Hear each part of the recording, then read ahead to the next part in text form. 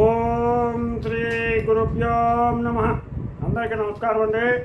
ఈరోజు మనం ఐశ్వర్య యోగం లలితా ప్రాపతారిక అమ్మవారి యొక్క 82 నామాల గురించి తెలుసుకుందాం. ఆ నామ మహిమ ఫలితం గురించి తెలుసుకుందాం. ముందుగా గణేశ్వర ప్రార్థన.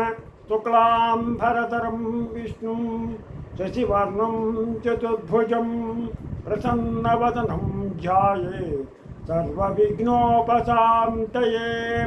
గురుబ్రహ్మా గురుర్విష్ణు గురుర్దేవో మహేశ్వరః గురు సాక్షాత్ పరబ్రహ్మ తస్మై శ్రీ గురవే నమః. హరి ఓం. ఓం ఐం హ్రీం హ్రీం శ్రీం శ్రీ మాత్రే నమః. ఓం ఐం హ్రీం క్లీం శ్రీ మాత్రే నమః. హరి ఓం. ఈరోజు మనం ఐశ్వర్య యోగం లలితా ప్రాపతారిక అమ్మవారి యొక్క 82వ నామం. ఓం కామేశ్వరాస్త్ర నిర్దగ్ధ తబంధాసుర శూన్యకాయై నమః. ఓం కామేశ్వరాస్త్ర నిర్దగ్ధాస తబంధాసుర శూన్యకాయై నమః. ఓం కామేశ్వరాస్త్ర నిర్దగ్ధ తబంధాసుర శూన్యకాయై నమః. ఓం ఐం హ్రీం శ్రీం ఓం కామేశ్వరాస్త్ర నిర్దగ్ధ తబంధాసుర శూన్యకాయై నమః. ఓం ఐం హ్రీం శ్రీం ఓం కామేశ్వరాస్త్ర నిర్దగ్ధ తబంధాసుర శూన్యకాయై నమః. ఈ మంత్రానికి, ఈ నామానికి అర్థం ఏంటంటే, బండాసురుడు మహా తపస్సు చేసినవాడు. వాడికి అష్టసిద్ధులు లభించాయి. వాడు తన శరీరం నుండి అనేక రాక్షస సైనికులను సృష్టించాడు. వారందరికీ నివాస సౌఖ్యం కలిగించడానికి శూన్యకం అనే పట్టణాన్ని నిర్మించాడు. ఈ పట్టణం చుట్టూ అగాధమైన కందకం తవ్వించాడు. సువర్ణమయమైన సౌధాలు నిర్మించాడు. ఈ భవనాల్లో వందల కొద్ది అంతస్తులు ఉన్నాయి.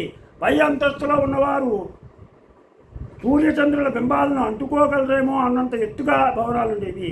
వీటిలో స్నానాగారాలు, శయనాగారాలు, ఆహారశాలలు, ఆయుధశాలలు, ఒకటేమిటి అన్ని వస్తువులతో నిండిన వేరు మందిరాలున్నాయి. అమ్మవారు ఈ శూన్యక పట్టణాన్ని తన శానతో చుట్టుముట్టి ఒక్కరొక్కరుగా బండాసురుని పుత్రులను, బంధువులను, ముఖ్యులను తన పరివారం ద్వారా చంపించింది.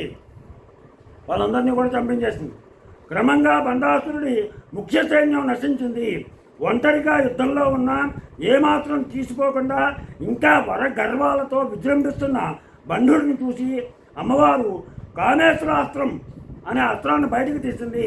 మహాపాశుపతాస్త్రం కంటే 1000 రెట్లు శక్తివంతమైనది ఈ కామేశ్వరాస్త్రం. పాశుపతాస్త్రానికంటే 1000 రెట్లు బలమైనటువంటిది ఈ కామేశ్వర అస్త్రం. దీన్ని ప్రయోగించింది అమ్మ. కోరిన కోరికలు తీర్చేదే, శత్రు వినాశకరమైనది అయింది ఈ కామేశ్వర అస్త్రం.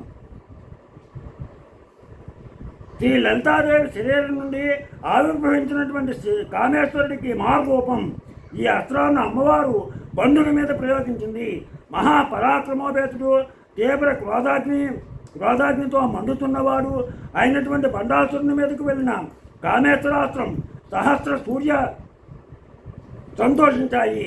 మునులు యాగాలు హాయిగా చేసుకున్నారు. స్త్రీలు నిర్భయంగా తిరిగారు. నేను జీవుడిని, సామాన్యుడిని అనే స్థాయి నుండి అహం బ్రహ్మస్మి అనే స్థాయికి వెళ్ళడమే ఈ మంత్రం యొక్క అర్థం. అది ఈ మంత్రానికి అర్థం. ఈ మంత్రం యొక్క ఫలితం ఏంటంటే, ఒక్కొక్కరికి ఎంత కష్టపడి సంపాదించినా ఏమాత్రం కూడా మిగలదు. ఎంతో సంపాదిస్తాడు, కానీ చేతిలో చివరికి 1 రూపాయి కూడా మిగలదు. అటువంటి వాళ్ళు ఆ సంపాదన సరిపోదు.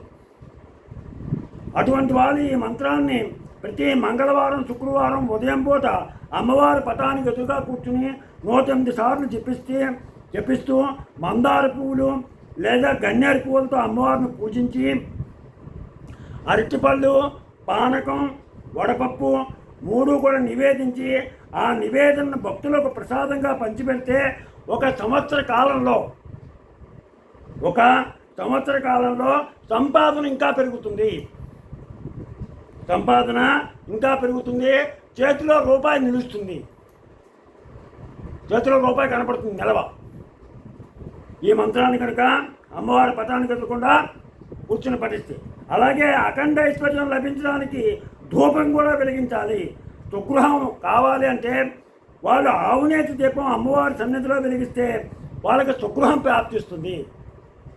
సుగృహం కావాలనుకున్న వారు ఆవు నెయ్యితో దీపం అమ్మవారికి ఎదురకుండా వెలిగించి ఈ మంత్రాన్ని పఠించినట్లయితే వాళ్ళకి తప్పనిసరిగా సుగృహం లభిస్తుంది.